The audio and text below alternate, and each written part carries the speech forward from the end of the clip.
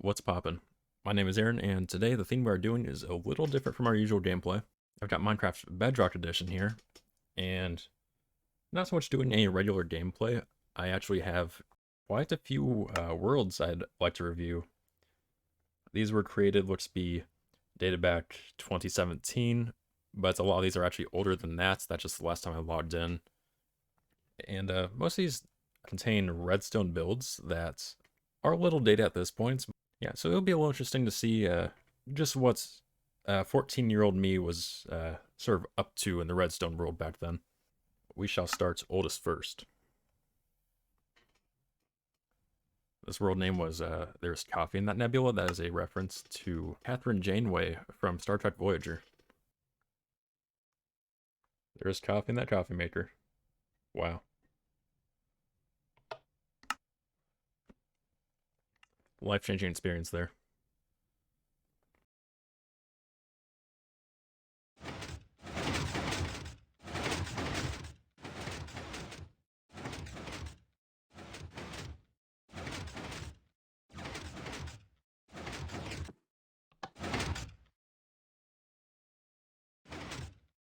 Yeah, it's really something. Alright, we got a vault's door in this one, supposedly. Yep.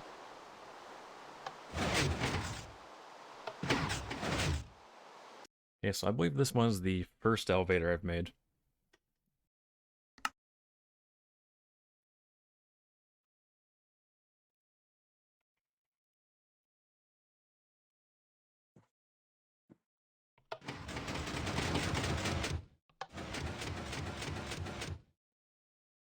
So this elevator, I think, comes along a little later in the timeline of elevators I've developed, but this looks to be a prototype for the vertical ascending and descending design.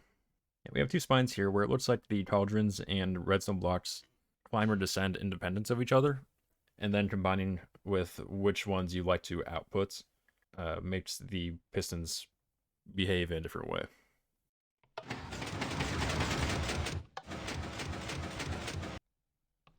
Over the years, the timing for these piston elevators just was constantly changing. It was never consistent. Okay, well this one is obviously a piston feed tape that was intended to be hooked up to a 7-segment display. Hopefully we get some builds derived from that later on. That'd be interesting. And I believe we have one.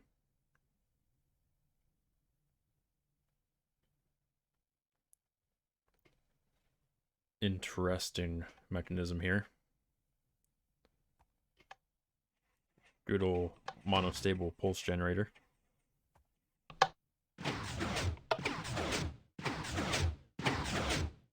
Just a tad slow, but that's fine.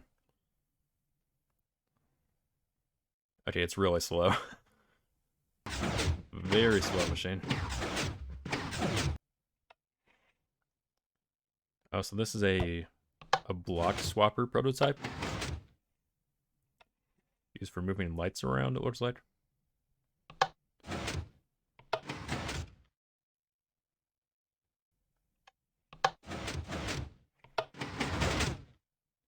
Neat.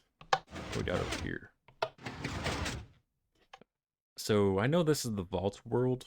I don't remember much about it aside from it's sort of designed to hide away, like if you were to construct this in a real world. There's a ooh, I remember. There's a spot for a redstone torch around here.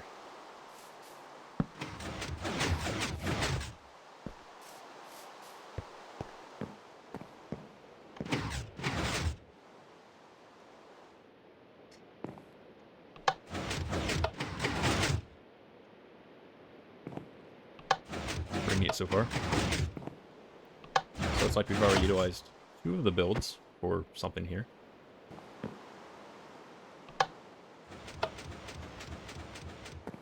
The cauldron spine activating there, so it sends the signal all the way down, and then the redstone block spine gets activated and sends the elevator back up. Yep, there it is, so we stand on here. Yeah, there we go. Ideally, it would be a little bit faster, but You know, this is a while ago. Then we sort of just have some rooms down here, I guess. And it looks like we also have a option to turn off the lights. Never mind.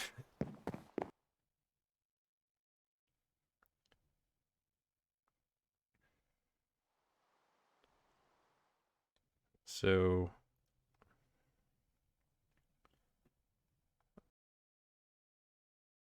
I do want to try to interpret how this works. Because here's the advanced elevator here.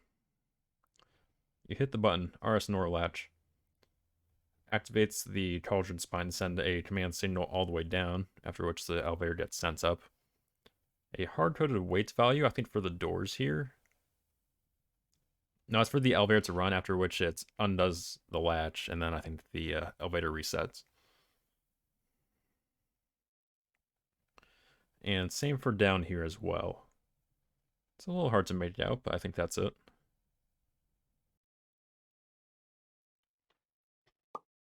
Right, we got a bow with some good enchants. Iron sword, pork chop. Cave noises and a horse inside the house. Is it a cool house though? Hope it's a cool house.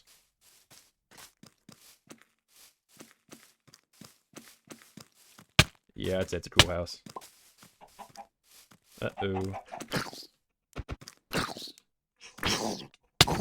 Yeah, Adam. That's a chicken pit. Let's see what's in the mines. What, there's a basement. Okay, nice. But there's no mines. Okay, so I remember this project as going to create a redstone hangman, linearly arranging sets of these. This is a, what do you even call it? 26 character display, I think. So here we have letter A.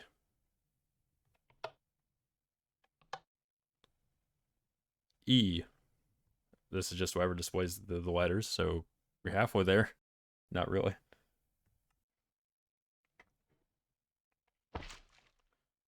Okay, so playing off the feed tape design here, select which chest you'd like. So here we want the gold chest.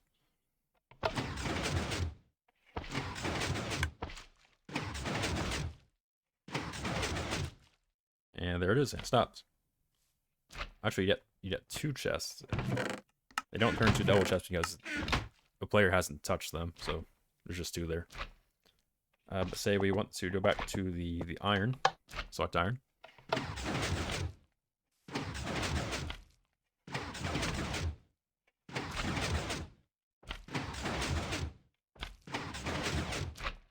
There we are. And I assume the furnaces have a hard-coded value inside of them, so that's how they're identified by whatever comparators comparing the results. Also, a very crude signal length decoder here. We will eventually find proper signal length decoders, but this is a very crude early personal design.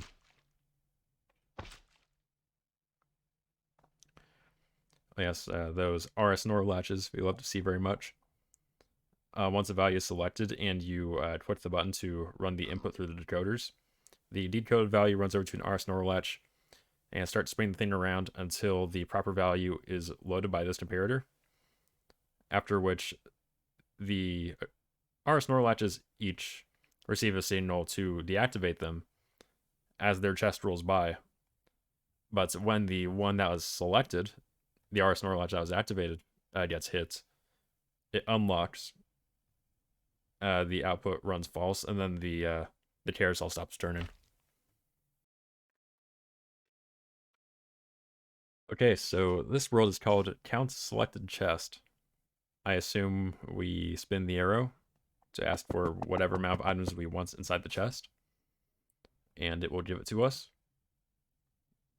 Again, with very crude timing mechanisms and decoders. Wow. I would like one item. That's one. Let's ask for 5.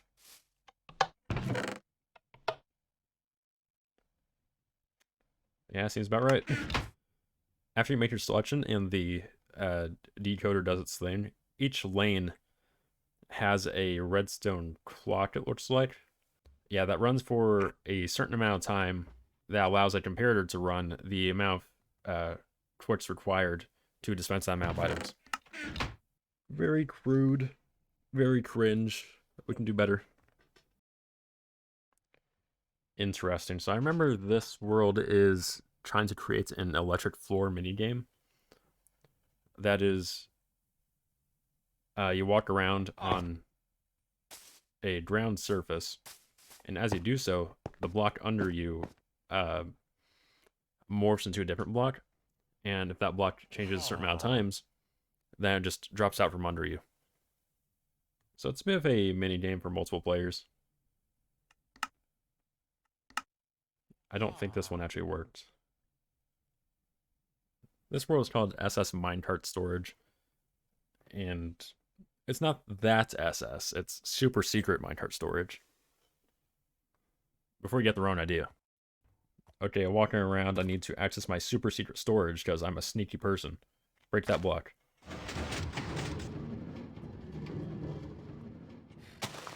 Or actually, what we can do. Diamond hoe, yeah. I need to access my super secret minecart storage. Hoe the dirt. Wham, there it is. And then after a little bit, when the dirt dries, or you just give it a good little jump, off it goes. And this looks to be a hidden version here. No idea where the trigger is. Okay, there it is. That was easy. And there it goes. Here's our observer trigger. Gets extended a little bit.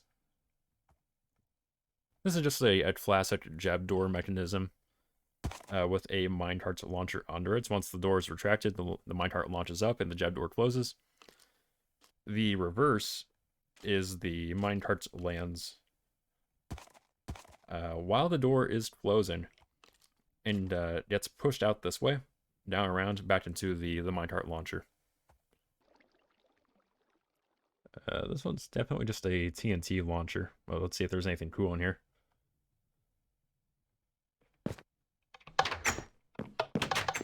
See a mechanism room. Oh, gotcha. Very crude, very cringe. Oh, it's got decorations. So we got troop quarters. So this is more of a fort, a planning room. For maps per thing, clearly.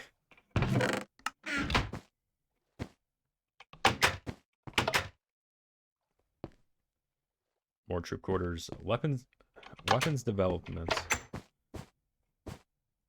Oh, we got a stone cutter. Rip stone cutter.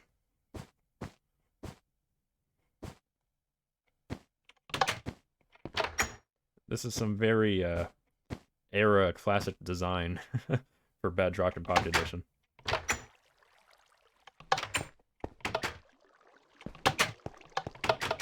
And this is for... Oh, this is for launching. Okay. So we have our target out in front of us. We hit the button.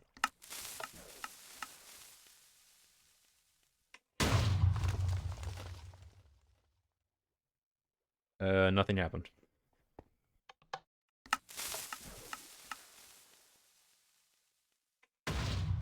Oh, yep, they're up there. Okay.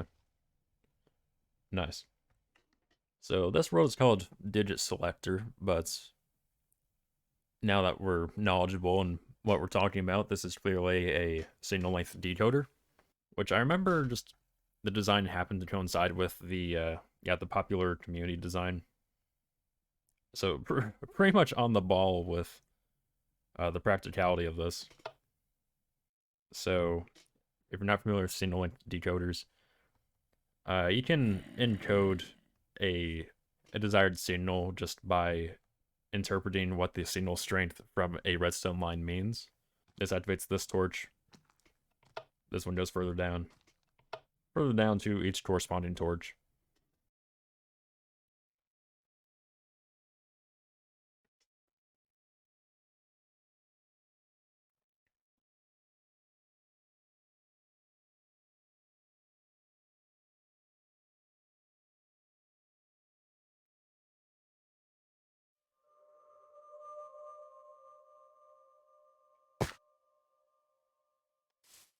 What is going on in here?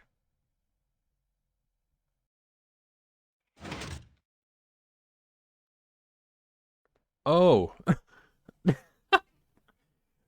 It's a random fact selector. Oh. Oh. Very cool hub world, I guess. Has a few things going for it. Okay, we got a cool one here. This is the flush staircase. If you ever need to conceal a staircase within a floor, there you go. Stairwell access. And it closes right back up. Now this is just a series of piston extenders, jump doors. Yeah. Okay, something called a blocked dispenser. Wonder what this is. Okay, we got a fancy sign here, a blocked dispenser. You can choose which block you want. I see how this works. I somewhat remember this. So let's say we want a diamond block.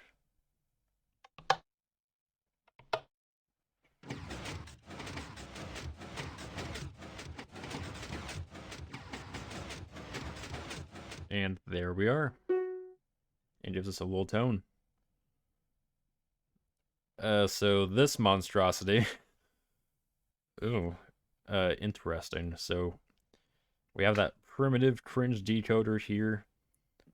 And that sends a... Oh yes, each one sends a output to their corresponding piston feed tape, which is essentially just blocked storage in physical form, because you can't place them from a dispenser or anything. At least not these blocks. And in order for it to just keep pushing, you have to have a cobblestone generator, or a stone and obsidian generator. Well, actually, take that back, you can't move obsidian, but the concept, you keep filling up the empty spaces in the piston feed tape with cobblestone, so you can fully deplete this. And we'll take a look here. So let's say we want gold, since that's close. The feed tape runs, then they run along this diagonal path here until they get to the output component, at which point a double piston extender pushes it through. And once that happens, something here detects that a block was pushed through, an output signal runs to the... I assume it's an RS NOR latch around here somewhere. Some sort of internal logic I've not quite worked out here. This is abysmal, to say the least.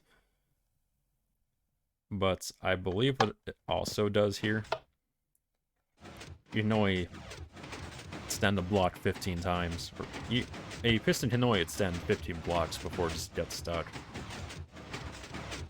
So I believe what happens is this torch activates once it hits the end of the line, and then you're unable to make another selection. As you can see, that repeater is locked, and this also is locked while the mechanism is running, so you don't get anything jammed or you break anything. So I know this one is a armor stand swapper. I forget if it's any good.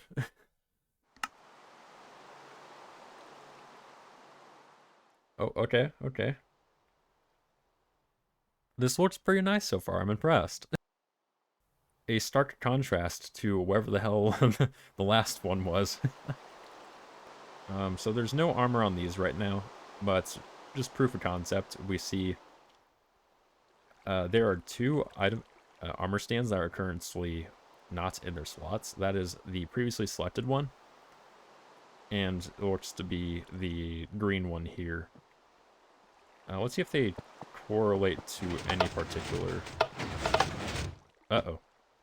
Uh-oh. Uh-oh.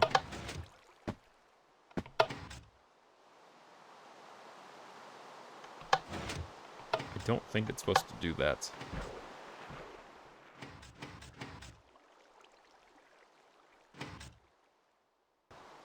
Something bad happened. I'm not sure what caused that. Oh, let's try this again. Let's see.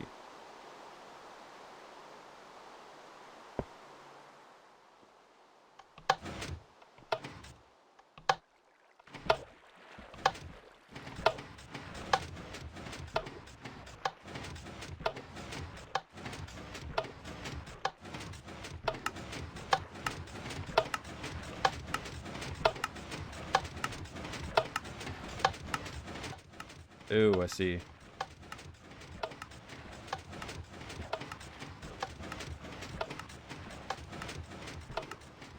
Yeah, this thing did used to work. I don't know if an update timing issue happened, or if something just got latched the wrong way around. But that did used to swap out pretty consistently. I don't feel like fixing it. Top Survivor is a adventure map trivia, or is a trivia adventure map I designed. I don't remember much about this place. Oh. Oh, now I do. Oh wait, no, this is cool. Okay, so Top Survivor is a trivia map where attendees earn points for solving trivia correctly. You got a person up front here doing the trivia questions as well as offering the points. And I believe it's whenever a contestant loses 5, incorrectly incorrectly answers 5 questions, then the game ends. And they don't receive, maybe it's like bonus equipment, or they don't get like full say in what equipment they get for the PvP arena. I don't remember what these switches do. Obviously, this is a point system.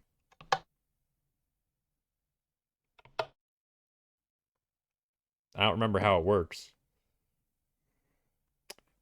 Command blocks of some sorts. I don't want to click these 3 because I don't know what they do. Actually, oh wait, no, I remember. No, I don't. I think this opens up somehow. Do I click it? Do things break?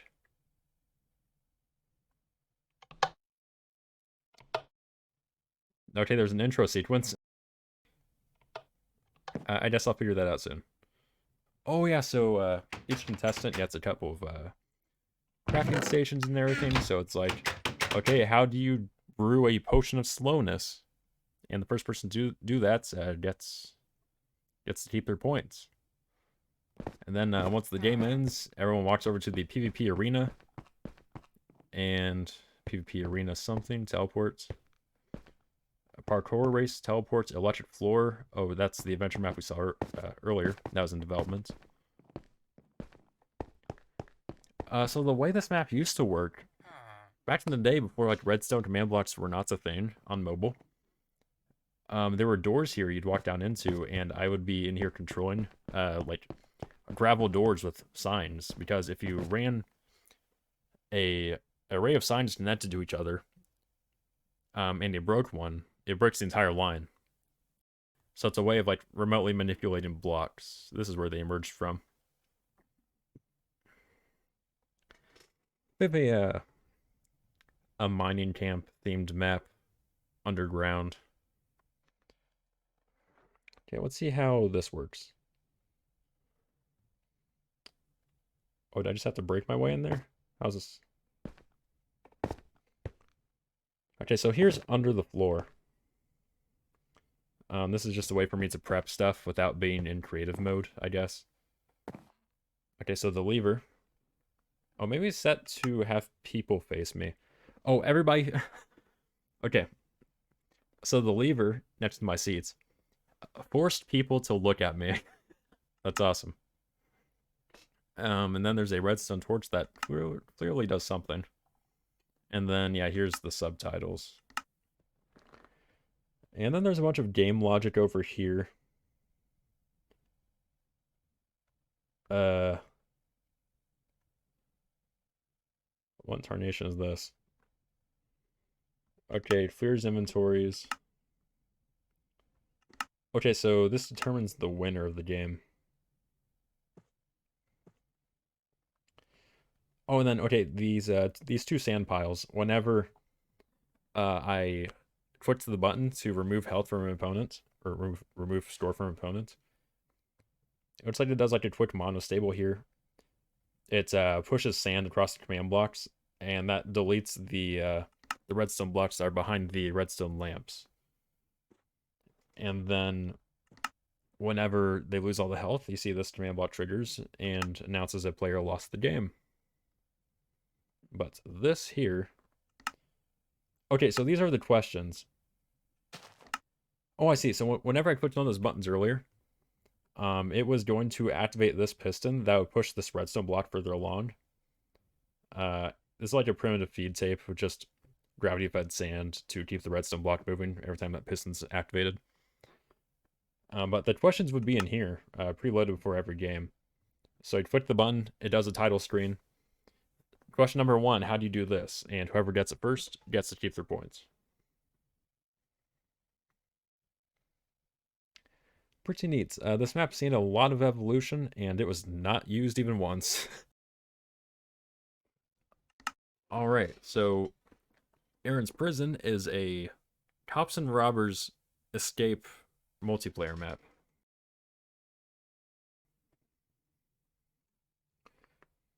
So here's a bunch of redstone controls for mostly lighting.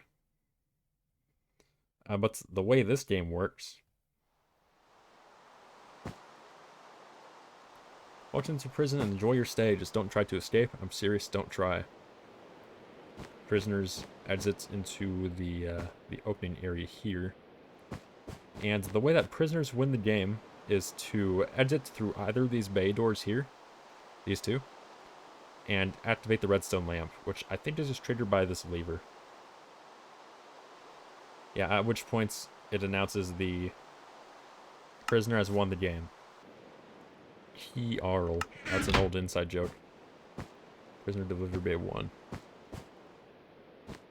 I think there's hoppers under the door carpets.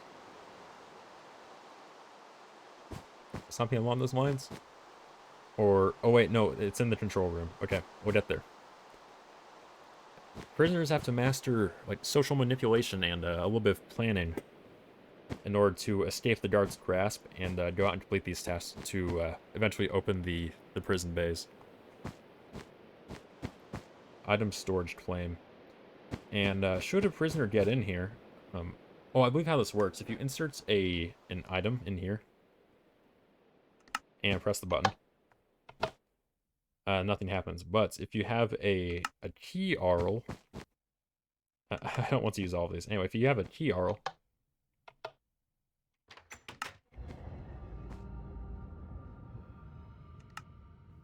the door opens, and it consumes the key, it looks like. Yeah, so you're allowed inside. And a lot of these are empty, but if a prisoner gets inside, which they should feel inclined to do so, then they might just look around long enough in order to find a hidden item to assist with their adventure. I think there's like a diamond sword in here. And in order to get out, returns your key, I believe. I guess not. You can get let out. So I think there's 4 different wards. Like this one's the Wither Skeleton ward.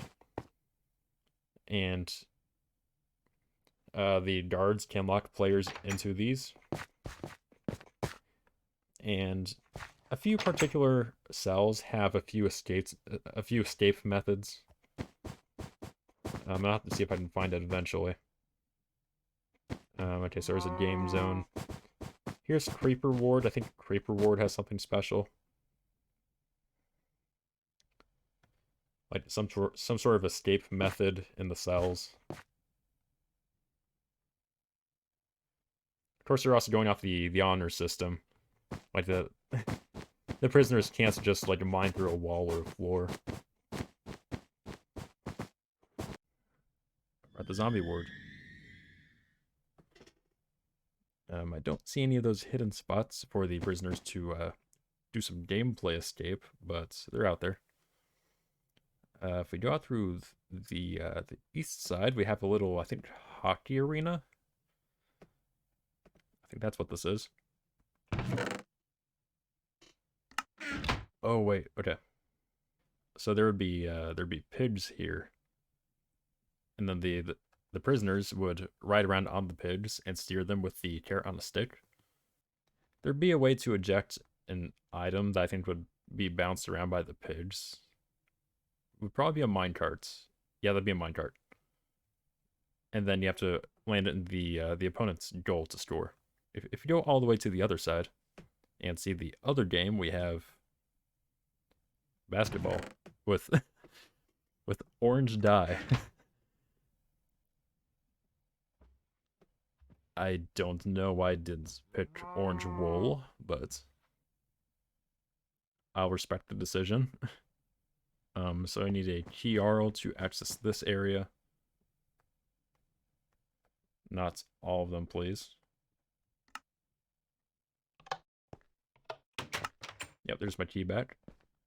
And there will be items in here like foods, or maybe surviving when you're on the run. Cake. No weapons in here. If you go to the second floor, there's the creeper ward. And then there's the stairs back down, but either side of this facility has an entrance into here. And I forget if this takes a key RL, but the warden will want to heavily secure these areas. We'll want to more heavily secure this area as opposed to, say, the kitchen. So once a prisoner gets in here, they have this whole diamond armor sets. I think the warden will also have diamond armor, as well as a bunch of light controls.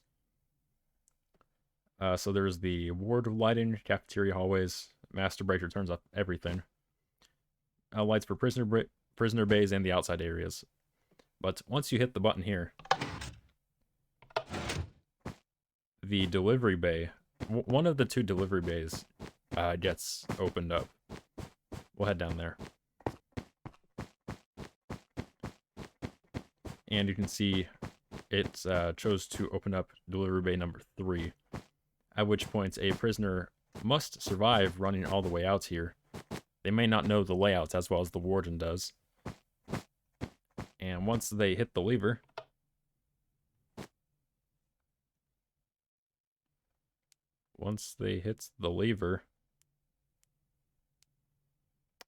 oh, there's another game condition, I think.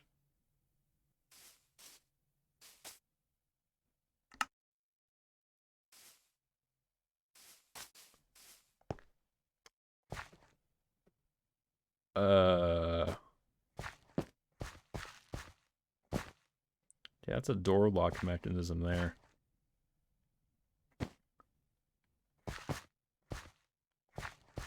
I'm gonna keep it $1.20. I don't know what this does. There's probably a second condition that the prisoners need to meet. Oh, it's probably... No? Oh, there it is. Maybe it just takes both bays. Maybe it takes one bay. I'm not sure. For the prisoners to win the game. But that's the essential gameplay loop. Yeah, if we just go back to the lighting. Oh, yeah, there's some time of day controlled lighting. That will be overridden by the control panel. The lighting doesn't matter very much, but if you want to be sneaky, maybe the warden Has like a really bad LED monitor or something. Anyway, that's Aaron's prison. It's also a map that never saw any use. Alright, here is a world called 7 segments displays. As you can see, there's 3 7-segment displays, and they're rigged up in a timer configuration. Sloppily done so. I think I referred to the lever as the brake, so we turn off the brake and then we hit the start button. It needs a brake because I think the deactivation pulse has to be longer than one of the loops on these feed tapes. So what we have here, the 7-segment display is counting up from 0 to 0, essentially. And once it hits 0, the next 7-segment display will roll. There it goes. So 20, 21. And you can see it's run for 224 cycles now. So here's a monostable in there. I'm not going to pretend I remember exactly how everything works. But we can trigger, say, like, the 3rd digit by hitting this. So we're all the way up to 340 now. 340, yeah. Alright, so here we have an adventure map called Cooperation Station. A co-op map where you can frustrate your friends, but you must progress by cooperating with each other. As we can see here, map Cooperation Station by Rediscovering Aaron. Cooperation Station was created to give 2 players the perfect opportunity to prank each other while also conveniently requiring them to complete challenging puzzles, parkour, and varying challenges. There are 5 total stages, each representing a type of challenge, while also consisting of 5 stages to complete. Cooperation obviously is a necessity to progress within the levels. Have fun, good luck, and happy pranking. Why still read? The redstone wall. Determine who will be considered player 1, player 2. This will be used throughout most of the map. Oh, so you get a hat and a 1 stick each. So this one remains open. So player 2, or both players must find out how to unlock player 2's door. Which, there's obviously some sort of passcode in play here.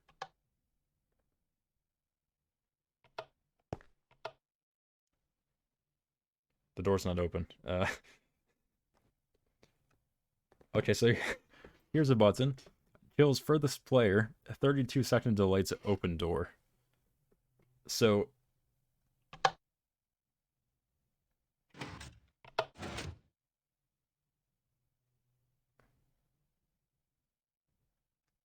the timer is going up right now. I forget what exactly this is supposed to achieve, but the lights are on. The door should be opening soon. Let's see what's going on with that. I think this is just a flaw in the door mechanism. Some sort of oversight. Unless I'm just misinterpreting this. But yeah, the players are supposed to kind of sort of fight themselves to kill each other before they even get into the challenge. But once they're down here, looks like there's a chamber they need to solve. Okay, so they both get down here. Open player 1 door and toggle water.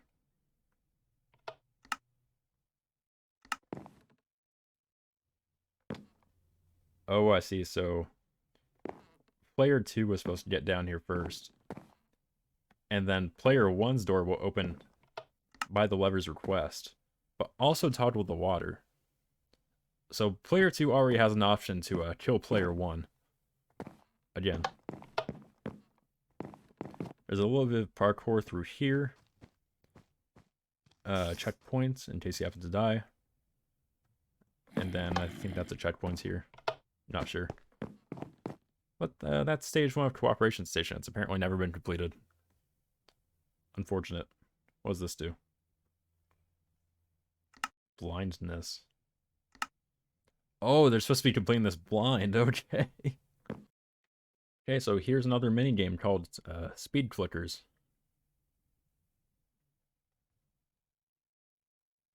And I don't believe it's completed. But the basis of the game, each player has their own side here, and you have a set of 5 buttons and 5 lamps. And to start the game here, we hit the button. A lamp lights up, you click the button it corresponds to. And of course, the faster you do this, the more you can possibly hit. I think that I think the displays up there were just supposed to be a countdown for the length of the game. Because once you start clicking all these buttons, it counts up how many you got. And the person with the most buttons clicked at the end of it wins. I don't know how long this goes on for.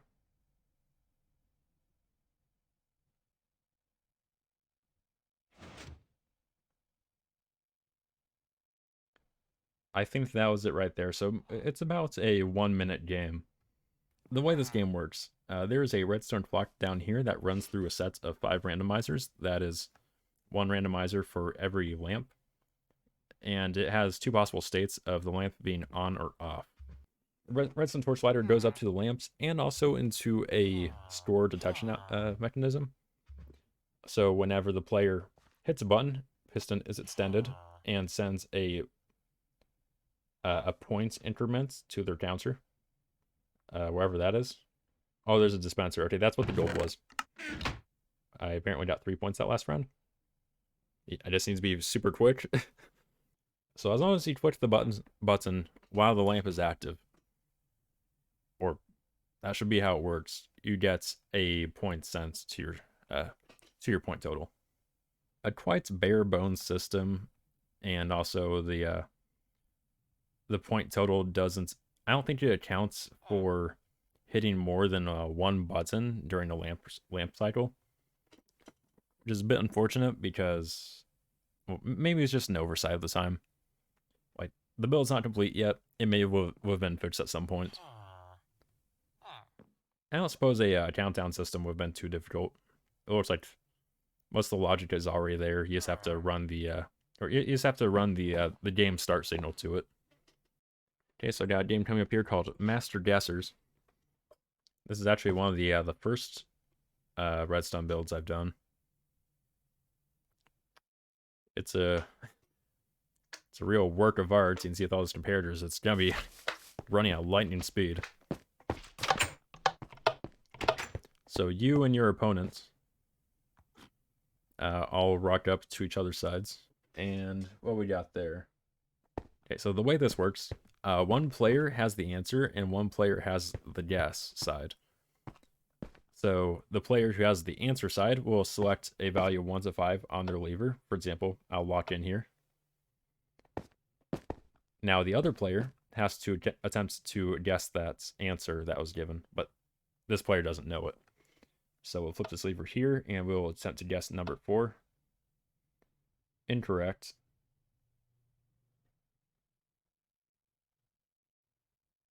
Guess is 2. Answer was 3. That was a long delay. Yeah, those comparators are working. So answer's gonna be 4. Other player guesses 4.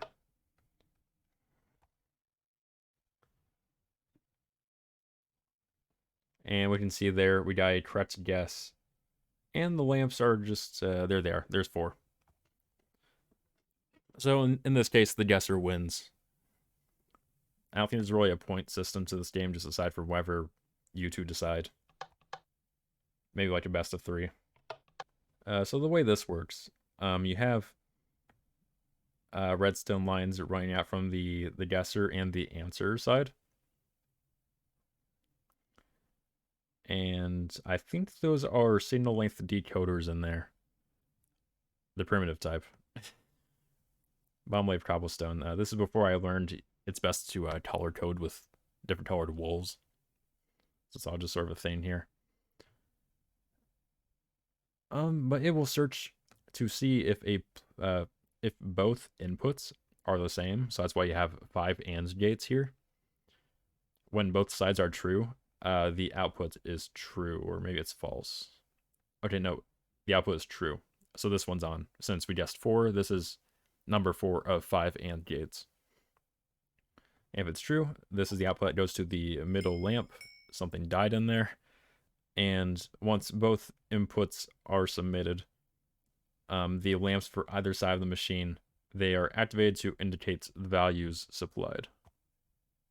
So a real simple game, not really fun, but you know, a little bit of combinational logic to get started. Okay, so we got another cool one. This one is, I think it was called the Verti-vator. The Verti-vator. Yep, here is one of my most basic elevators. Actually, it may have been the first one I've done. Let's check this out. Check out this design.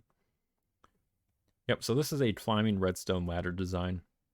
I believe there's some repeaters in there. Yeah, so each piston proceeds at a rate of 1 block per 4 ticks. And it will just climb up. Oh. Okay, let's see if we can not break this thing. So there are 3, 4, 5, 10 floors available. Let's go to green floor. So green is selected. There we are. And you see it begins running up to green floor. At which point it stops. I guess better design would have been for the one actually at the level to drop you off, but you had your chance. It extended. So let's disable that input. And the downside is, you have to come back to the base floor in order to actually use this. So, not ideal. So the way this works, the 10 inputs are encoded into a single redstone line that gets put down to the basement here. A lot of comparators. And then the encoded value will wrap around to all of these floor selectors. Each of these correspond to a redstone torch ladder that will allow the redstone signal climbing the spine to pass through if the torch ladder is enabled for that floor. So if a higher floor is selected, all of the floors below that floor will be enabled. So it'll be allowed to proceed up to the higher floor. But it cannot proceed past it if the one floor above the higher floor is disabled. So that's down both sides. If we head back up, let's get one last look at the mechanism. Those are, I think, T flip-flop latches, since you can enable a floor and then just disable it. That may have just broken the pistons. Yeah, that actuated a little too fast for them. We'll get a look at those ladders here. For example, we have the dark green floor selected. And that corresponds to it here. There's dark green, and this is where the torch ladders stop.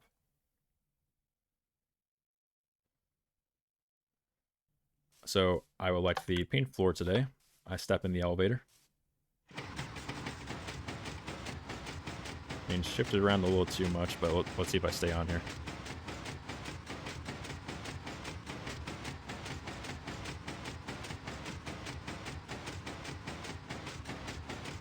There's my floor. I walk forward. Still didn't make it, but you know, good enough. I'm just going to gloss over this one. The feed tape selector, same operating principle as the rotating storage carousel. 3x3 door, pretty simple. 6x6 vaults door. That's an interesting one. Differentiation between just a standard door retraction mechanism and a vaults door.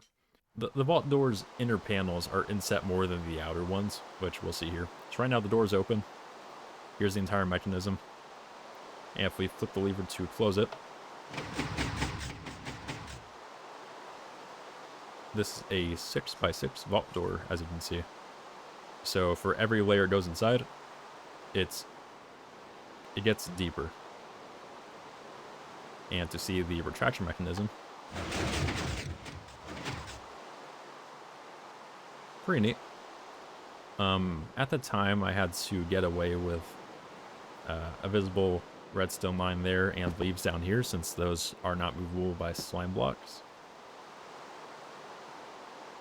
And to actually reach those interfaces, there's a couple of slime blocks that are, looks like, moving around the gold block retractions as well. And those inner slime block pistons are being moved by redstone block double piston extenders. Making do with the room I had and not being terribly experienced with redstone. Slapping a couple of things together, and it just so happened to work. Okay, moving up, we have a fancier elevator called the Smart-vator. I don't remember how it works. We'll see in just a moment.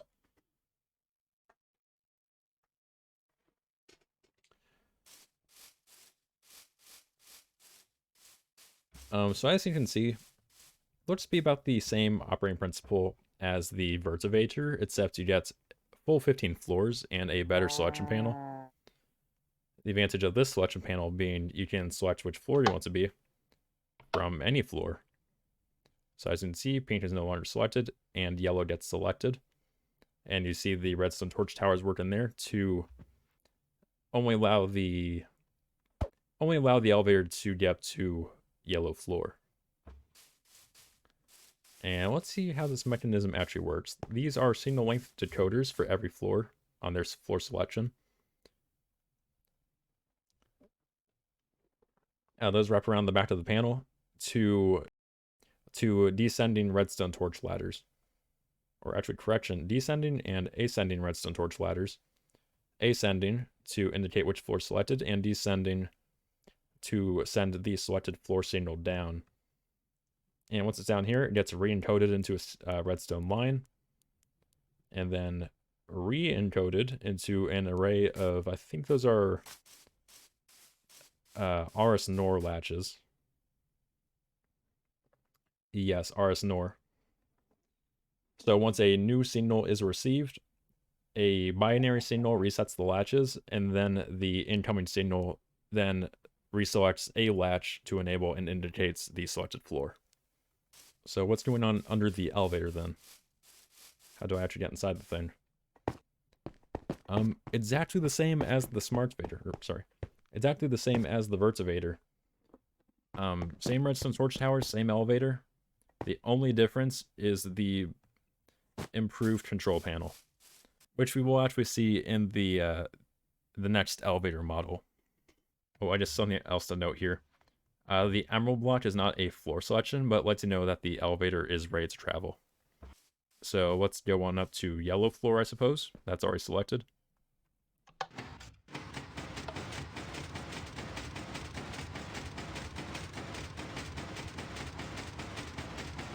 It's over here. Oh, that dropped off pretty quick. Okay, so you gotta be fast. So the signal travels all the way up there. Oh, my bad. Travels all the way up there. At which point a deactivation signal via these slime blocks is sent down, because this is a lot faster than a torch ladder. The RS NOR latch that is illuminating the active lights is deactivated, and the light extinguishes across the entire tower. And of course, the limitation for this elevator is you cannot go down, but just you wait, we got an elevator for that.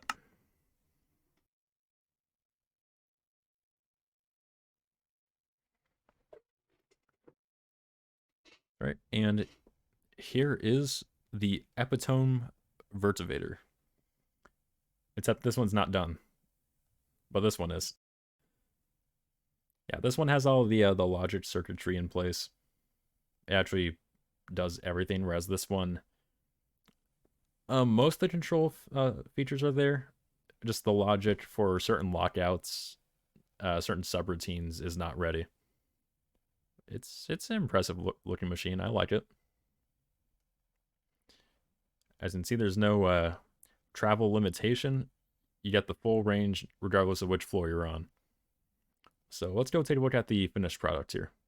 This operates on the same principle as what we saw at the very beginning of the dual spine elevator, where one spine is reserved for traveling up and the other is for going down. So what we do here, we send a command to the cauldron spine. Signal travels all the way down, at which point the signal will travel all the way back up the redstone block spine. So the player gets transported all the way up. And once you reactivate that, that's signaled to travel down after the elevator has already traveled up. So that enables us to, with a little bit of logic I might get into if I can figure it out, let's travel up to green floor. So we select green, deselect cyan, goes to green, we see some stuff move. Oh, I missed it. Goes up to green, and it stops there. Gives you a little bit of time to step off.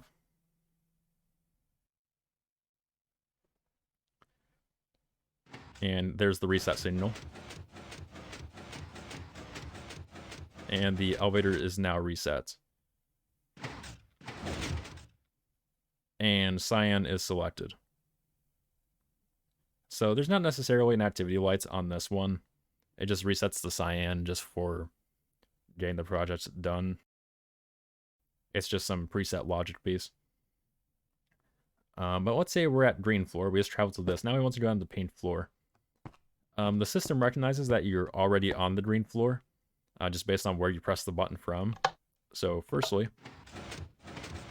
paint is selected, but the elevator will send itself up to green floor.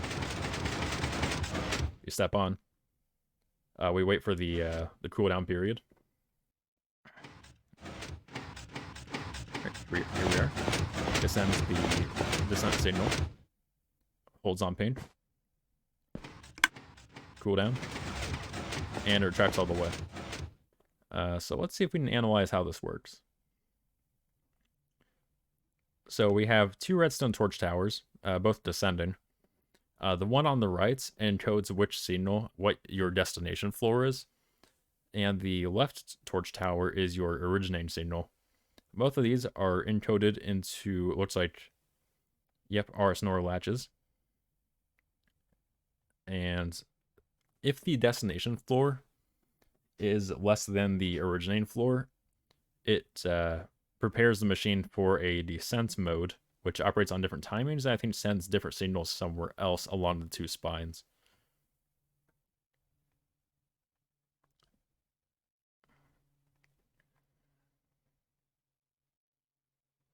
At the time of building this, I didn't see anything comparable to this, just like on YouTube, online, anything documented.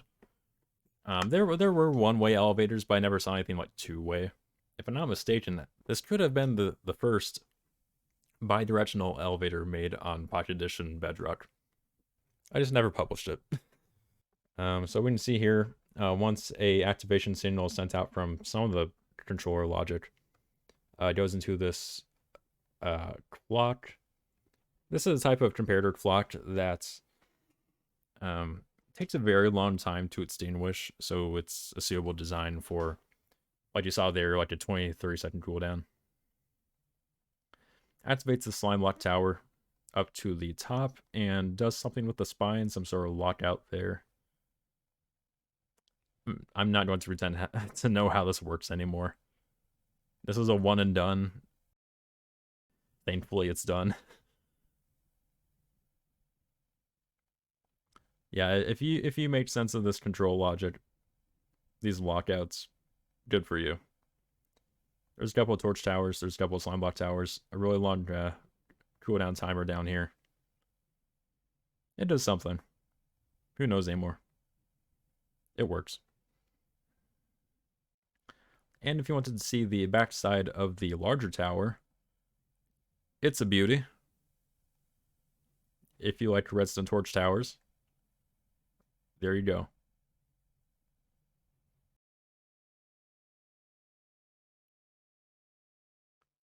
Wow, that's awesome. Oh, okay, so I remember this world. I made this when one of the cooler redstone updates was released for Bedrock, which armor stands, obviously. Applying different power levels to them puts them in different poses. So if you stick your comparator clock, that constantly decreases. You get that. Oh. Okay.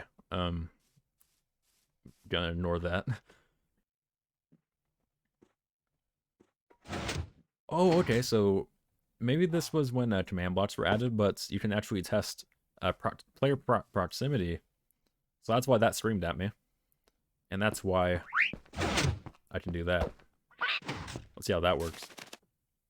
Yep. Test for entity. Here you can just prove the individual poses. Like there's... Is he dabbing? He's dabbing. So you can also just rig particular redstone signal lengths with the source system. So, man's going crazy. Here's just a signal dancer, I think. Yeah. Whoa. Why does redstone ore look like that? You know the Vortigons from Half-Life? So this here was testing other methods of player proximity, which I think a parrot just triggered. So whenever you walk on redstone, it activates. I don't know why it's broken. And you can just perform a... Yeah, there's observers down here listening for the redstone block updates. That is you walking on it. And it opens the door.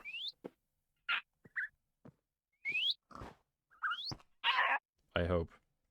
Anyway, yeah, you saw it happen. Alright, well that's about all I have to share. I appreciate you watching. Upcoming events. I have a larger Minecraft redstone project coming up. Maybe give that a month or two. It'll be some Java Edition redstone. And I'm also planning to do an off-brand Lego building video. That'd be pretty interesting. That might be a few weeks out. Still waiting for that to ship from China. And aside from that, might be some random musings, some funny videos, just once in a while, and of course, just regular gameplay videos. Thank you for watching. Be sure to subscribe if you want to see those videos, and have a good one.